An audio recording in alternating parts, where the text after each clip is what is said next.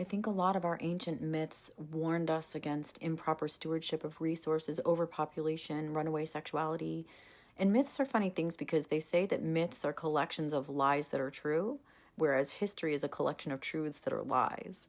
And it's funny because I think that a truth is an interesting thing. It can be more powerfully misinforming very often than a lie. And what I mean is, if you get somebody to quibble over little tiny differences and little truths, a person will never take a step back and look at the panorama of the whole thing and start connecting patterns together. If you can keep people occupied with little truths, they'll never take a step back and see any bigger truths. Something that is true is completely different from something that is relevant. Very often, what is true detracts from what's important, from what's relevant, from what we need to act upon. And that's why very often truth is worse than a lie, because a true thing can urge you to pursue a course of action that is effectively false or damaging or bad for you. This is how I feel about the bulk of my life taken up by Christianity.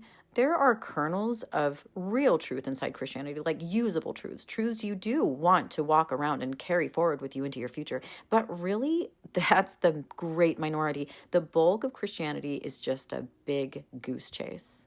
And it doesn't actually matter. People will sit and quibble over the historicity of the Bible. Let's steelman the Bible and say, actually, it's all true. Historically, every last thing happened in the whole Bible. It's still so irrelevant that it's effectively a lie.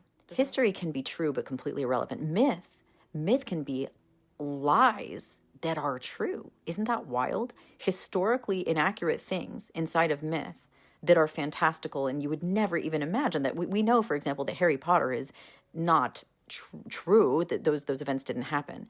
And yet there are truths inside of Harry Potter that are hyper true. They're truer than true because they are relevant. Myth can teach you things that truth never could teach you.